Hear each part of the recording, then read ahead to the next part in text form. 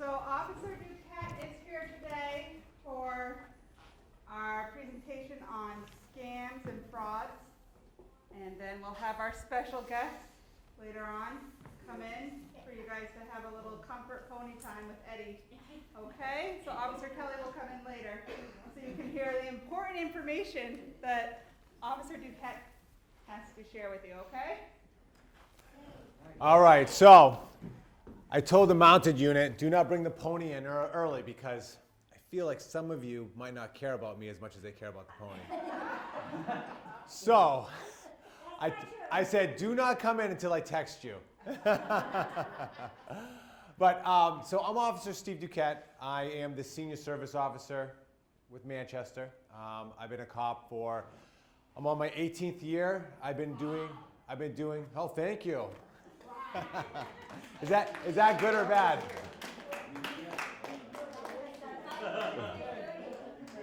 You thought it was 30? So prior to that, I was in the Marine Corps. I did a little college. I've been married 20 years, coming up in May, so 20-year anniversary coming up. May 26th. Oh, wow, okay. So anyways, I've been doing senior services since 2017. As you probably already know, everybody's seen me, I think, in passing or maybe even personally. But you know, with COVID, of course, we're getting back to normal, and we're trying to get these presentations done as much as possible. Unfortunately, during COVID through 2020, 2021, especially mostly through 2020, I wasn't getting a lot of calls. People were inside in their homes, scared. Whatever it may be, they weren't calling the police, and Adult Protective Services, they weren't getting many calls either. But just because of COVID, I have a feeling, and we're seeing it now, the scammers didn't care. They were just still calling, still sending the mail, and still trying to hack your computers and your accounts, okay? So you only have me for about 30 minutes. I can talk for at least an hour on this, especially with like conversation with you folks and things like that, but I'll leave it to about 30 minutes. I'm gonna hit some high points, some things you have to look out for, and then I'm gonna give you these cards that I made during COVID, the little scam awareness cards, something you could put on your refrigerator or by your phone or wherever it may be. So, and what I'm finding is that no matter how many times I can tell somebody that scammers are out there, that phone call is a scam, when they're home alone by themselves, no one else to talk to, and they get a phone call and that person scares them, they are likely to send money, right? I think as human beings, we want to get rid of that fear, right? We want to get rid of that anxiety, that bill. It could be the IRS. It could be, they just want to get rid of that, right? Before they go to bed that night. Right, so they can sleep. They want to go back to normal. Maybe it's only $1,000, and maybe $1,000 is not a big deal to you. Maybe it's a huge deal for you, but you just want to get rid of that anxiety, and you want to go to bed that night without this worry, right? But that's what these people prey on. Just a little bit of history on scammers. A lot of them are international. They're overseas. You find them in Africa, Jamaica, India. I'm sure there's scammers here in the United States. The problem is that our law enforcement is a little bit different than their law enforcement, right? And for us to go and arrest somebody in say, Jamaica or Africa, it's very difficult, right? And a lot of this stuff is computerized. They can do this over the phone, over your computer, so they have no very, very low risk, high reward. So what they do is they call you over and over and over. They call multiple people a day. It could be thousands of people. And if one person answers it and they're in a vulnerable state, whether they're in a vulnerable state all the time or maybe that moment, they can scam you out of money. And if they made $500 in a day by calling 1,000 people over 8 hours, it's a pretty good day for them, okay?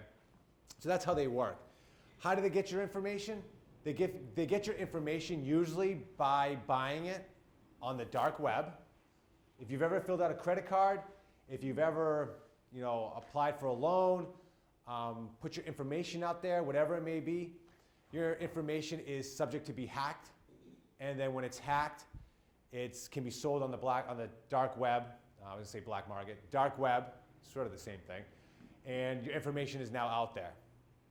So that's why you get these phone calls, those robocalls.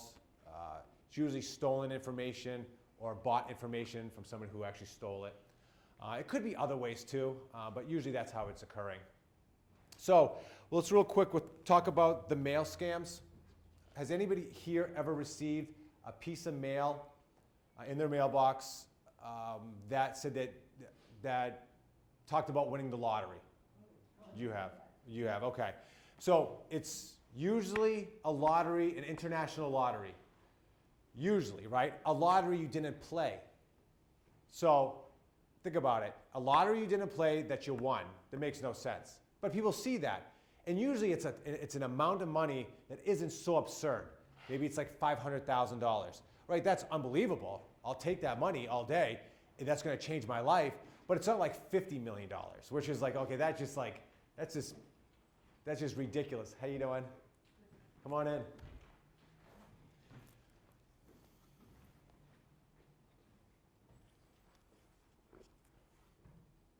So, yes. Yeah, go ahead. There was fluent emails a few years back. My friends got email that I needed $1,000. Yeah. And thank goodness her son was there because he said, no, this is a scam. Yeah. So it is creepy. So yeah, so I'll bring this up now so I don't forget it later on. When in doubt, talk to somebody you know. Even if it's just calling the police department and talking to a dispatcher and saying, hey, what do you think? Don't you have to give you your name. They're going to tell you what they think, right? Call your friend, call your next door neighbor, talk to your next door neighbor, a relative. It might be embarrassing, but you'd be more embarrassed if you send money or lose out on money, right? Because I get the scam phone calls too on my phone. I'm not on the computer that much, but I would imagine if I was on there, I'd get the virus alerts. So, all right, so talking about the mail, the lottery scams, pretty big, not that big, well, big back like before the internet and as the internet was new. The reason being is because they would always provide a check with the lottery winnings, and that was that check it was a small amount of money, but it said that it paid the taxes on those winnings. They wanted you to cash that check and then send them the money. In most cases, it would take 3 to 5 business days for that check to hit your account. Maybe you're a little bit like, you jump in the gun a little bit and you send your own money to wherever they want you to send it, and then 3 days later, your bank says, hey, that check has bounced, it's not a good check, and you're now out $3,000 or $5,000 or whatever it may be. So a couple things to look out for. If you get something in the mail for a lottery that you've never played, that they're saying that you won, it's a scam. You never played it. Also, if it says international lottery, that's also a scam.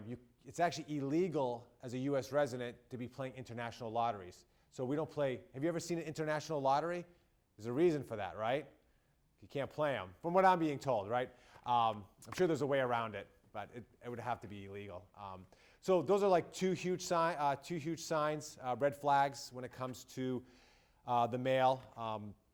There's a couple other things, but of course they always evolve along the way. It could be a smart shopper thing. We want you to be a smart shopper for us. Here's a check for $3,500. You take the $500 goes to you. You take $3,000 of it, buy gift cards at Rite Aid, call us back, tell us how your experience was, and give us the numbers on the back of the gift card. You may not cash that check right away. You may go buy $3,000 worth of gift cards, all excited that you're going to make $500, and when you go and cash that check, they're going to tell you it's bad. So, but you're out that money. You wire transfer something, you give gift card to something, or you there's gift cards, or the mailing of cash. It's gone forever. Very unlikely we're going to get that back, unless it just happened. As in, if you mail cash today and you call me right away, there's a way we can intercept it and we can definitely stop it. But you got to call me anyways, whether you did it last month or this morning. Any questions on the mail? The one big thing too about the mail scams is that grammatically, it's very incorrect. When I say very, that's also not correct. But grammatically, it's incorrect. You'll read it and you say, wow, that's weird that I'm getting a letter from Comcast, even though it doesn't really have the right Comcast labeling, but it says it's from Comcast, but then there's like grammatical errors along the way. Would Comcast ever do that? No, everything is like perfect. They spend millions upon millions of dollars in like their advertisement and in their letters, and it's never gonna be incorrect. So when you see things like that, and it's like, oh, wait a minute, that's weird that they spelled these words wrong, or they used, that's like an improper sentence, and it's very noticeable, it's a scam, okay? And it's usually international, so they don't really know maybe the way we speak and the way we write. So it's a little off compared to us, how we think. So any questions?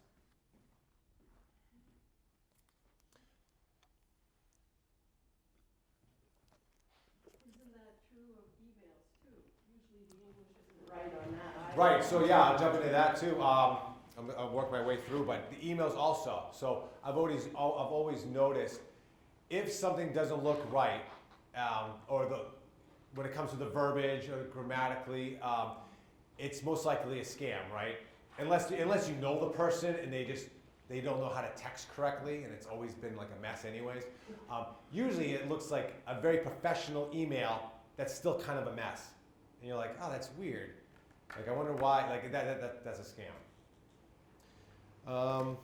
So phone calls. Anybody get the IRS phone call? Oh, yeah. Oh yeah, so I get them too. You owe back taxes, okay? Most of us, They're gonna arrest you right away. Yeah. Oh, good, I need a vacation. That's right, yeah. Hurry up. Hurry. Go out quick. So most of us don't owe back taxes. I mean, if you did, you'd know. And the way the IRS works is they're going to send you 3 certified letters, and then they're going to call you. So if you get your 3rd certified letter, I mean, you're kind of expecting a phone call. I mean, you've been served 3 times. You're kind of expecting one. And then, of course, they're going to know a lot about you. So if you get an IRS, you get a call where they say that they're the IRS, they should know some things about you. You shouldn't have to provide all this information, but they're going to want you to. But you have to realize that these people that call you on the phone are very smart, okay? They will have you give them all your information, and you're thinking in your head that they know it. It's because of how they're asking. It's almost like a way of tricking you. Oh, it's weird that they know that about me. Well, because you just told them 2 minutes ago. Like, they were able to work that out of you, but they're confusing you a little bit, and they're like very, very good at that. I don't know if they take these like online classes or something, but college classes. But I mean, of course they're not, but they're just very good at it. And plus they're playing the numbers game. They keep calling. So IRS scams, you will be arrested. I've never arrested anybody for back taxes. I've never even heard of that. Now, is it possible? Probably. I don't know. I know that if you don't pay your property tax, you can, I don't know.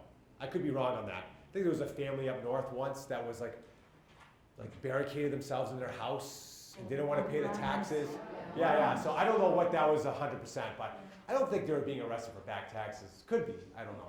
But when it comes to the IRS, I've never heard of that.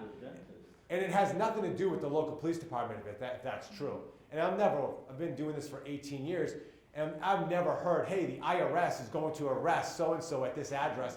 Can we help them out? Never heard of it. So don't even worry about being arrested. The best thing to do with these phone calls is hang up, and if you answer again, just keep hanging up. Right? Don't talk to them and think you're going to be super smart with them. It's just not worth it, because sooner or later you're going to mess up, and they're going to get your social security number, or who knows. Just don't play with fire. What about when somebody calls and they say, is this Diana? And I've been told not to say yes, because the yes means that I have agreed to something down the line. Yeah. So, I become very leery in getting calls and. Sure. So the question, or what you've heard, the scenario is that you get a phone call, you answer it, and they say, hey, is this Steve Duquette? And I say yes. They can now use that recording of me saying yes to purchase things. But don't forget, they also need other information about me, right? I would imagine. I have never actually dealt with that particular thing. I've heard of it, but I've never personally dealt with that with somebody else, or taken a report on saying, oh yeah, I said yes, and then they started using that yes for other things. So it's funny you bring that up, because when I get these phone calls that are scams, and they may ask, is this so-and-so? sometimes I'm like, I'm just gonna say yes, but I'm like, don't say yes. I'll say things like, what do you want? So, yeah. So I'm like trying to use I'm trying to get around it. Yeah. No, it's not. It's so different. It's so difficult to not say yes, so. What about when you get a call from the police saying that they're collecting money for something? And my thing is, if I'm gonna donate, I'll get something in the mail, or I'll go through, my own channels to donate. Yeah, so if you Is get. that legitimate? I mean, 2 or 3 times of the year, the police is calling for a contribution. Yeah, no, so most of those are real. You But can it call. sounds like they're in a bar, because you can hear like they're talking, and laughing and group, Yeah, so, excuse me. What they're doing is that they're calling from a call center. So some of those are legitimate, like the police chiefs or whatever it may be, or the only one I've ever gotten was the police chiefs. And so they're calling from a call center, and it's not run by the police department or the police chiefs, I don't believe. It's run by a third party, and they get money from that, but they also send part of the money to the Police Chiefs Association. So it is legitimate. If you ever have any questions on it, what I say is, can you just email me the stuff, or not email, sorry, mail me the stuff. I just don't feel comfortable doing this over the phone. And honestly, I'll get the stuff in the mail, like a legitimate. See, I've never gotten it. Okay, then that's probably, And it's, yeah, it's probably a scam. Yeah. So they're looking for your credit card over the phone, things like that. So you have to be very careful. Also, you can call your local police department, and sometimes we know about like these fundraisers. They'll tell us. So unfortunately, we used to get emails about them, like, hey, from this time to this time, there's 5 people that are going to be calling the residents of Manchester. Reference the police chief association. They're raising money, but I haven't gotten one of those in a long time. I get them from New Jersey. New Jersey. When they call, I ask them where they're located in New Jersey. Yeah. Well, I mean, it could be legitimate out in New Jersey, and they're just raising money for local, police departments. Yes. We don't have a lot of people out of area code 603 for us, but I would imagine other people might. But typically, we do not answer the phone if we don't recognize the number. And sure enough, it goes over to the message machine, click. Yeah. So that's how we protect ourselves. Yeah, so screening calls is a huge way of getting around it. If you don't want to answer the phone, or you just don't know who it is, let it go right to voicemail, let them leave a message. In most cases, it's going to be a scam. If it's somebody that is trying to get a hold of you that you know, then listen to the message, and it's like, oh, they're probably going to say, hey, Grandma, I lost my phone. Can you call me at this number? It's my friend's phone number. And then say, okay, I'll call him right back. Yeah, no big deal. Like, no, I'm just giving you a stupid scenario. But it's most likely one of those things that you can look at right away and screen your call and say that's legitimate or not. In most cases, it's not. I let my stuff go right to voicemail.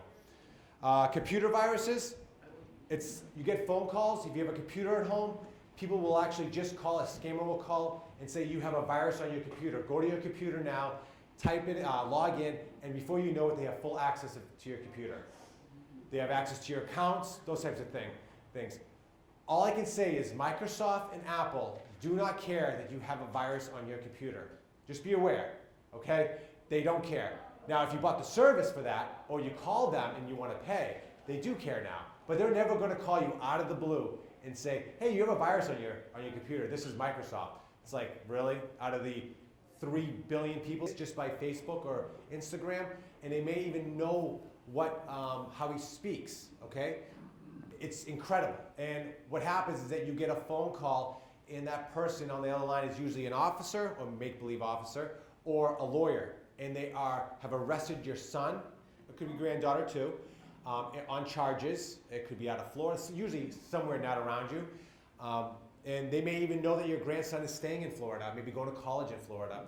And that officer will say, he needs bail money. Can you send him bail money? Can you wire transfer bail money? Can you go to the store, get gift cards, and give us the number on the back of the card for the bail money? Or it could be the lawyer, and he needs the lawyer fees because he's been charged with some serious crimes and he needs $10,000 to get his, his defense up and running. And then before you know it, you send 10, and then next day he calls and it's new charges. Now can you send another 5? And before you know, you're out 20, 30,000. And I have a person that sent about $25,000 in 2 days because they really truly thought that their grandson was arrested, and it was the lawyer. And he caught this, the scammer called this particular person at a really bad time, is when his wife had just gone into the hospital and he was dealing with some medical bills, and it was all hitting him at once. And then he gets a phone call that sounds pretty legitimate from a lawyer about his grandson. And his grandson was adopted, and his grandson had a certain accent. So when he said, "Can I speak to my grandson?" he got on the phone and it sounded just like his grandson because he had the same accent. So it was research. These people knew. And before he knew it, he had sent $25,000, and I can't get that money back. It's very difficult to get that money back because it goes, usually wire transfers are going to other countries, or if it even hits United States, then it'll be kind of sent somewhere. It's very hard to trace. It's very difficult to trace. Any questions on that? Any experiences on that? Of course, I'm just hitting the basic ones. I mean, they're forever evolving. So just because I don't talk about it today, it doesn't mean that there aren't similar looking ones that you get a phone call for, or mail, or whatever it may be. So when it doesn't look right, it's because it's not right, right? You're living, I would imagine most of you are living a pretty stable lifestyle, where you're just at home, you come here, you have your friends, you do your thing, you're not making these huge purchases, you're not going on crazy adventures, or maybe you are, it's fine, but like there's no reason to get these phone calls from the IRS, grandson, and guess what? Guess what you can do if your grandson's been arrested? Even though they tell you not to, on the person on the phone, you can call the parents, right? If your grandson's been arrested for a gun charge, or drug trafficking, or whatever they're gonna say, right? I mean, sorry, you made your bed. You don't want me to, I know you're telling me over the phone, don't call the parents, because they'll say that. Don't call the parents. I called you, grandma, because I trust you, because whatever. And you're like, oh, okay, well, I don't want to ruin his trust. Oh, sorry, too bad, I'm calling. Or how about you give me a number to call you back at, and then you go call your grandson or the parents. And then I think you're gonna find out fairly quick that it's a scam. We'll jump into computers. Virus alerts. You're on your laptop, scenario. You're on your your desktop, and you get a big virus alert on your desktop computer. It's flashing red, you have a virus, whatever it may be. People will want to click out of that. If there's even an X button, there might be just a download button. It's going to say get rid of this virus. Click here now, download the software. What you're doing is that you're accepting the virus. Okay, you click on that and now download the virus. If there's an X button to exit out of it, it's very easy for a programmer to make that X button the enter button. Just because it looks like an X or an exit button doesn't mean it's not an enter button, right? I think as people, we see that, it's like, oh, that's an X button. Well, the code that's been written behind that X button is an enter button. So don't touch anything. What you want to do is pull your computer, the power cord out of the wall, wait like a minute or so, plug it back in. Your computer's going to yell at you a little bit while it boots back up. No big deal though. It's going to take a little while. You're going to get back in, and that virus alert is going to be gone. Now, if you do buy virus software, and it's going to be not as crazy looking, it's going to tell you there is a virus. It's going to take care of the virus. If you get a big red screen or something crazy on your computer, that's a scam, most likely. If you're on your laptop and you start plugged in, right, because it's on a power source, a battery, what I would just do is don't touch anything but the power button and just hold it down until it shuts off. And then wait, turn it back on, and then you should be fine. On your cell phone, same thing. If for some reason you get something on your cell phone, power down the cell phone, and then turn it back on. You just don't want to click on anything. You could download something. All right, yes? In the past month, I received 3 texts telling me that I need to confirm confirm that this sale is correct, for the correct amount, and if not, call us now. Yeah. Scam, because I've done nothing with them, it's not even a Right. company I know. Happened with Amazon once. That's right. I just called Amazon to tell them about it, and I said, I know it's a scam. He said, okay, and he told me to go into, you go online, there's a place in there to put the information with the, like, he sent to me. Yeah, so what she's talking about is receiving a text message about a purchase. And I've gotten them before where they're letting me know that someone just purchased a brand new iPhone through Amazon under my account. And it's a text message. Click on this link to see. Well, don't click on the link. I'm not saying that it's like the worst thing ever. It is your cell phone. If it's an iPhone, you're fairly protected because they have great virus protection. If it's not an iPhone, I'm not sure how it works exactly. You could download something onto your phone that you don't want.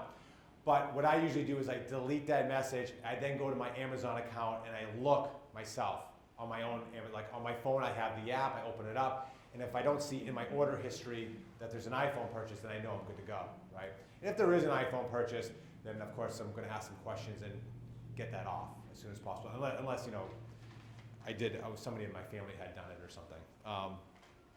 So yeah. What if somebody else gets your email and puts their name on it and it comes to you? I mean, for several years I've been getting email from somebody in Denver, Colorado, and the archdiocese there wants me really badly, and somebody bought a truck and they got now they're doing something else.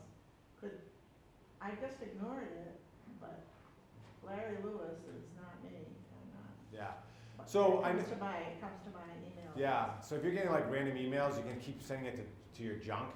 And like I know Gmail, I believe, if I keep sending stuff to my junk, or I can flag it as junk or something like that, the next time it comes through, it'll go to my junk mail automatically. And if you have any issues with your emails, I would maybe even call them or talk to somebody in customer service over the internet and see how you can block those permanently. But yes, so just like a text, if you get an email that doesn't look right, and there's a link in there, and you click on the link, now you're talking about downloading also a virus onto your computer or even your phone. So you have to be very careful. For instance, my brother once sent me an email. It was Dave Duquette, and my brother's name is Dave, and in the email body of it, it had a link, and it said, "Hey, dude, check out these photos." Like my brother would never send me an email like that, for one. Second of all, he would just text me the photos, right? I mean, we were always in communication with each other. So right away, I looked at like the email, and I was like, that doesn't seem right either. So it was like his name, but it was like one letter off, or like Duquette has 2 E's, so one of the E's could be like a 3. And like if I just look at it real quickly, it could be not. I could miss it. But so a lot of people will then click on that link, and especially if you're on your computer, it could definitely download a virus. And now you're locked out of your computer, right? And now you got to bring it into like Best Buy and have it fixed. Dating. Where are we at? Couple minutes. Dating apps. Dating sites. Dating scams. It's huge. We'll go over it real quick. When it comes to females, in most cases, the dating scams will take months, if not years, before the scammer, the male, who pretending to be a male, could be whoever, who's living in another country, working for the government, it could take years before you send them money, right? When it comes to men who are being scammed by what they think is a female, or they don't know they're being scammed, but they believe a female is reaching out to them, it could take hours before they send money, okay? Depending on what they're sending, right? So I find that females love to have that long distance relationship. They don't mind it so much. They're patient. Men, on the other hand, will get a few photos of something and they'll send money, okay? Now there's a couple things that will happen. That person will always say they're going to come visit and that they always need money, and something will always happen. They get stuck at customs, the price of the ticket went up, their money, they have no money because it's all tied up with the government, and they got to pay their employees, and they can never make it. They never show up. They could call you, They actually over the phone, they'll talk to you over the phone. They can send you gifts, things like that. There's also, they could use you as a mule. They could have you open up accounts or have you put them, the scammer, onto your account. And all of a sudden now they start siphoning money through your account into other accounts. You'll see big chunks like 60,000 come in, 60,000 leave, because they're using you for like laundering, that type of thing. And if what happens is that if you catch wind of this and you don't do anything about it, and it's for some reason somebody investigates it and realizes that you actually were, you had knowledge of what you were doing, you could be held accountable. All right. So dating scams, super bad. If the person is not like next door or down the street where you can meet them in person, most likely a scam. If they say they work for the government, they're on an oil rig, most likely a scam. They're always on an oil rig in the Persian Gulf somewhere. So prevention, when in doubt, hang up the phone, power down, unplug your computer, let unknown numbers go to voicemail, always call a friend, relative, police before sending any money. So any questions? I know that was a quick half an hour. I could just keep going, but we do have a pony outside that you'd probably like to see. Yes, back here. I just have a story. He won't tell it, but it's hysterical. All right. He got a call from this young girl. She said, Grandpa, and he says, is this you, Cheryl, or whatever? I pick a different name. He picked Oh, a yes. different name, and she goes, yeah, I've been hurt, and I need money, and they won't treat me, and she's sobbing and crying and everything. He said, oh, that's terrible. And she said, well, can you send money? He said, no, I guess you're gonna die. And he hung up. That's hardcore. She was sick and she wouldn't go to the hospital because of the COVID, Yeah. Oh, and all that. big That's sorry what I dick. told her. I kept her on there about 10, 15 minutes. If anybody ever has any time, check out YouTube, how some of these guys deal with scammers over the phone, and how there are some very, very smart people out there, legitimate people that aren't scamming, that will re-scam the scammer and even hack into their computer and actually see them through their own camera. It's amazing. Yeah, there are some very smart people out there. So you'd be surprised at what the scammer looks like too. They're usually very normal. They're working in almost like an office setting. Yeah. I always think it's like in a shack somewhere underneath the ground, like 10 feet under, and they're like on a computer. Yeah, it's like, but no, it's actually big buildings. The reason they can get away with it is usually because other countries don't really, they're not like, there are restrictions and they're just not coming down on them that hard. So, Mark. So I got a letter back in July from a collection agency saying that I owe $1,299 for a cell phone for AT&T, that I've never had AT&T services. Don't know if that's so much a scam as that is someone got my information and did a fraud thing, but I went and filed a police report. And it's still going on, unfortunately. I'm still dealing with getting letters now from another collection agency who Yeah. is taking it over. Yeah, that sounds like it's a little bit next level when it comes to. So you haven't lost any money, but these people really seem as though they've got your information and they're really. Well, they used his information. They used your information, Yeah. but you haven't lost any money from that. Right. Okay, which is good. My accounts are, Yeah. and my credit reports are excellent too, despite all this, which kind of surprised me that I've got a letter from 2 different collection agencies about the same thing. Yet Are they legitimate collections agencies? they appear to be. Okay, so one thing that he can do, he can Google it. Just Google it. If it's a company, Google what it says. And if it's a scam, in most cases, it's going to say, this is most likely a scam. Or it's going to say scam alert, right? So you can Google it.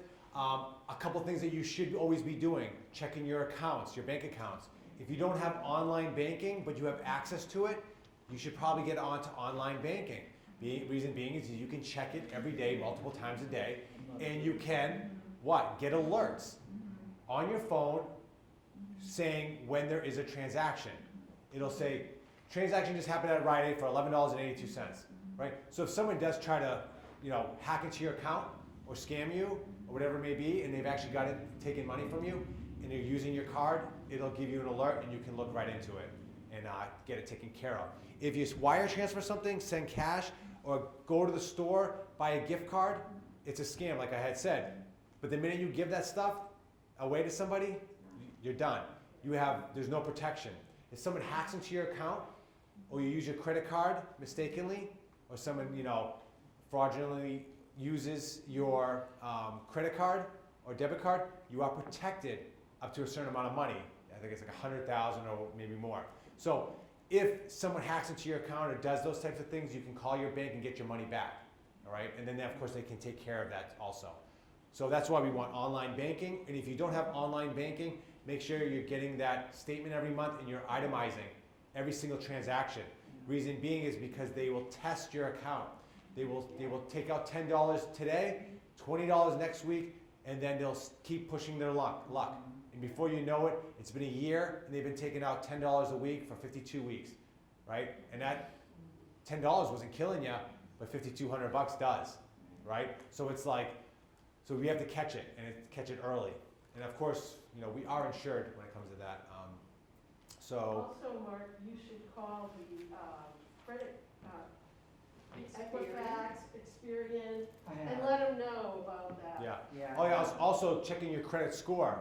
If you're not checking your credit score at least once a year, you're wrong. You get 3 free credit scores a year. There's Experian, TransUnion, and Equifax. Use like one in January, one in July, and one in December, or whatever. Or maybe just do one a year. And that will show you what's going on with your account. And maybe somebody's assumed your identity and working in in another state, and they're taking out credit cards under your name. You want to make sure you take care of that. All right. Before I pass these out and before the pony comes in, what was I going to say? Welcome to my world. What's that? I need to be on this side. I got so much stuff running through my head because I only have a certain amount of time. It was talking about prevention. Maybe I just forgot. I don't know. It does matter though. We were just talking about Equifax. Credit report. Yes. You can freeze your Online credit banking. now, so once you can get into them. Yeah, you can freeze your cards. Oh yeah. Who's carrying their social security card or their birth certificate right now? Oh, some honest people. Let me ask you something. When's the last time you used that card? Never. Which card? You use your social security at the doctor's? Yeah, we did. Oh, it was a new doctor. Okay, so outside of that. Okay, and sir, also, when's the last time you used your social security card? Never. Okay, so why do you carry it? I don't. You just raised your hand. Oh, I thought you said caviar. No, I get those calls. Oh, caviar? What? Are you in a... Wait. No, they, Oh, okay.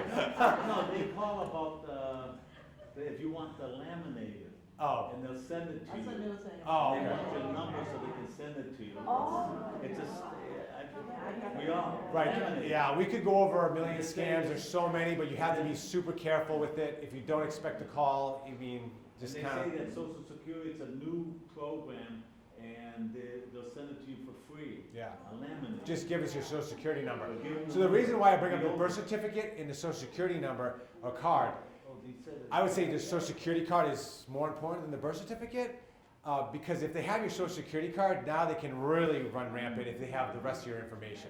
So if you lose it, you have to then lock it, right? And then it becomes a big hassle for you. So you might as well just keep that stuff at home. You know what happened is I had my social security card and I laminated it.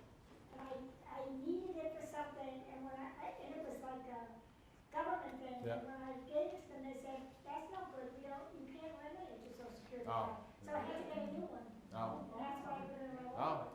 But I don't know why you can't laminate your social security. I have no idea either. No. So, So, let's yes. scam that we had.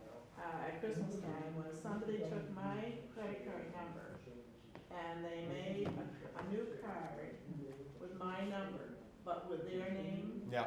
And then they had a license from Maine that had their picture with with that name, whether that was phony too. Yeah.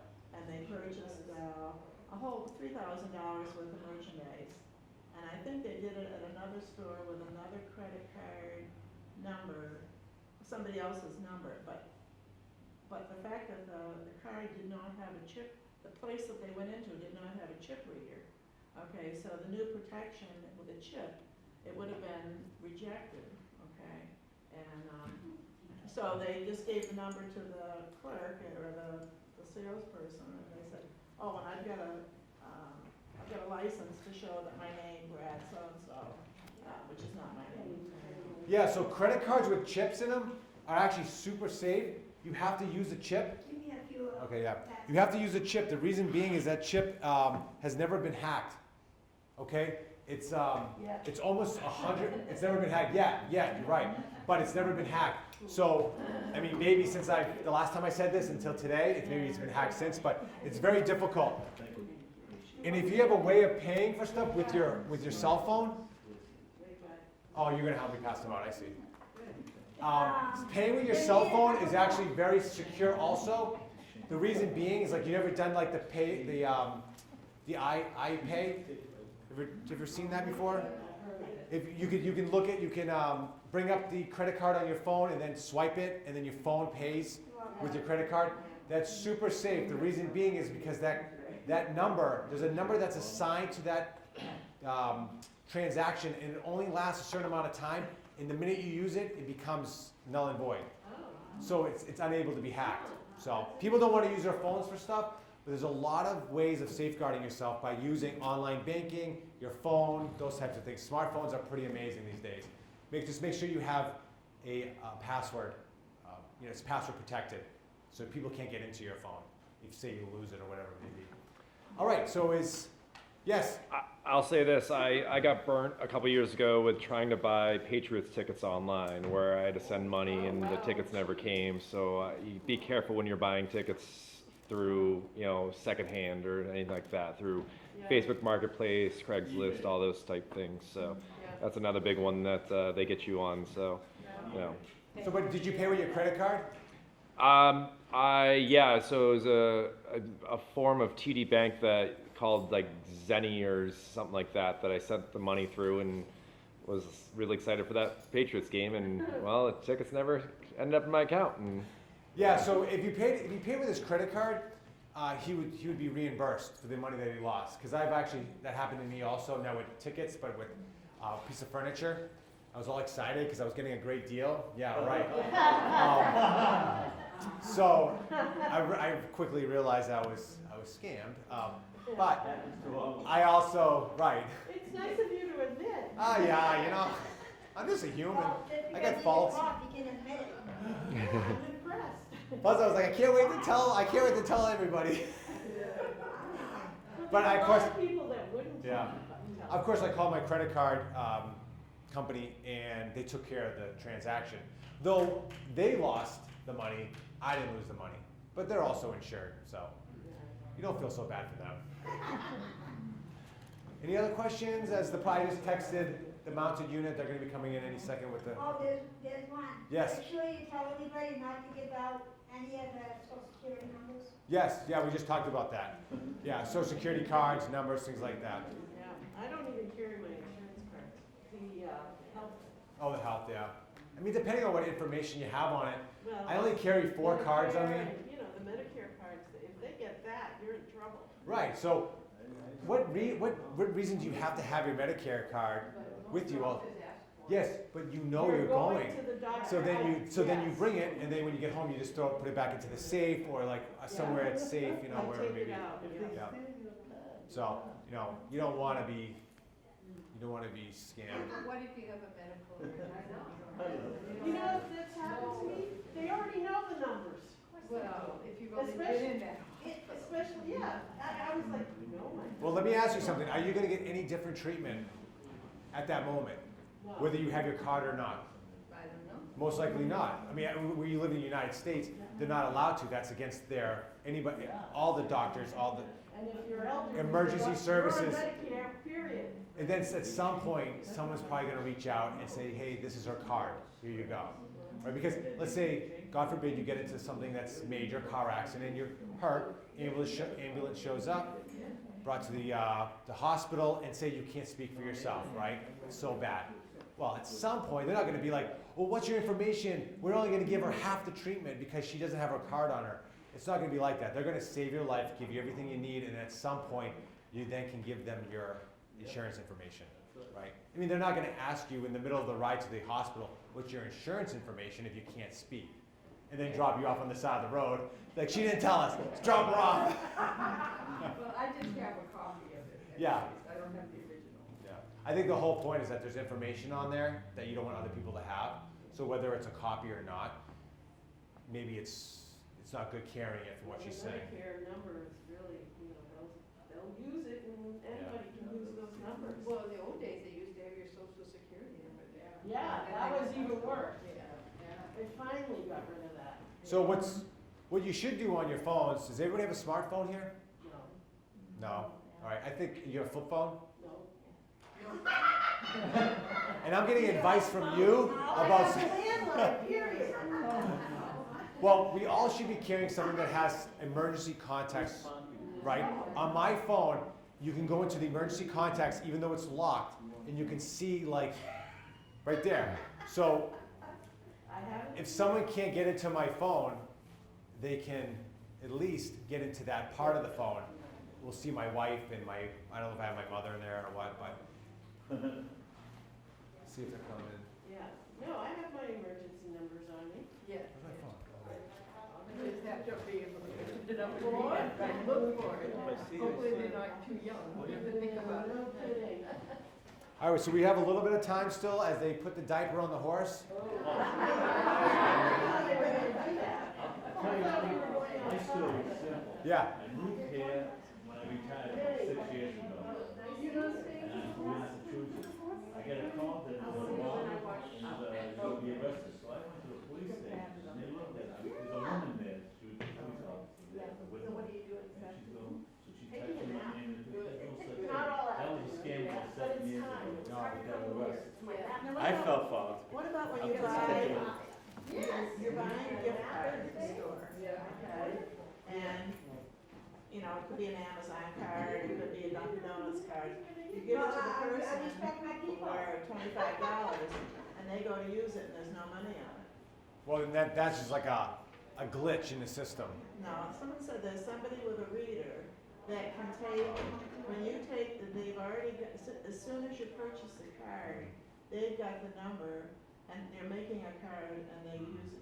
So a gift card, she's talking about you buying a gift card at like say Rite Aid, you go and purchase it and then there's no money on that gift card and because someone has already stolen the numbers. Now if you buy a gift card and it looks as though someone's tampered with that gift card already, which means usually the back of the gift card has this little thing that you would take a penny and you would rub away, and then there would be some numbers. Not on the front because there's always it's always like a credit card, but it's numbers on the back.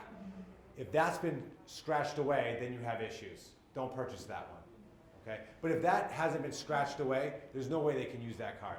They have to activate it at the cash register. Yeah, So they give them, so you would think that they would see that this happened a couple times. yeah. where- Also, you could have a skimmer, right? So there's a thing called skimmers. Now that we're just waiting, we'll talk about things that I bring up in my longer speeches. But oh yeah, we'll talk about skimming some other day. Here's the horse.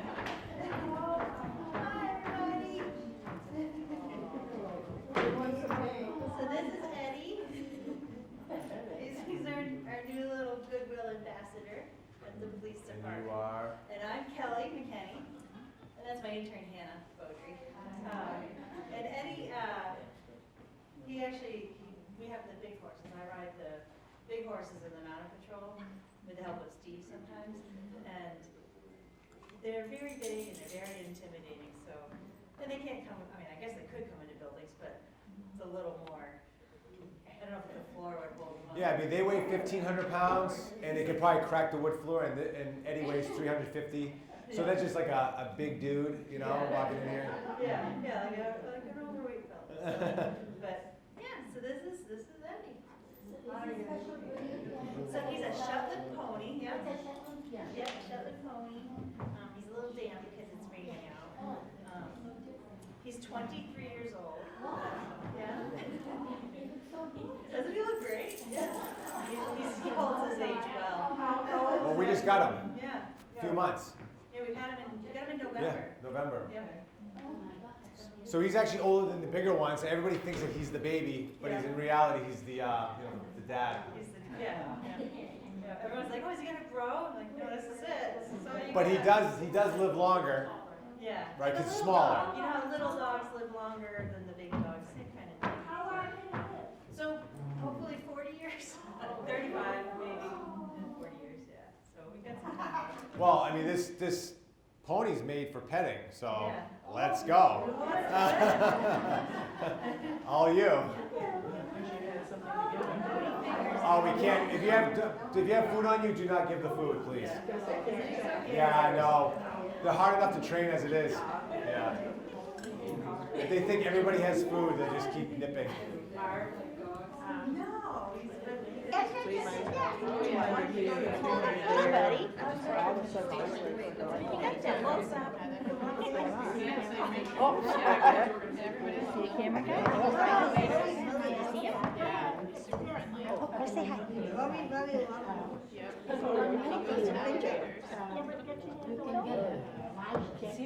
So he's wearing a little diaper. I don't have him potty trained yet. I mean, in 23, it's gonna be hard. Yeah. He's a hairy horse.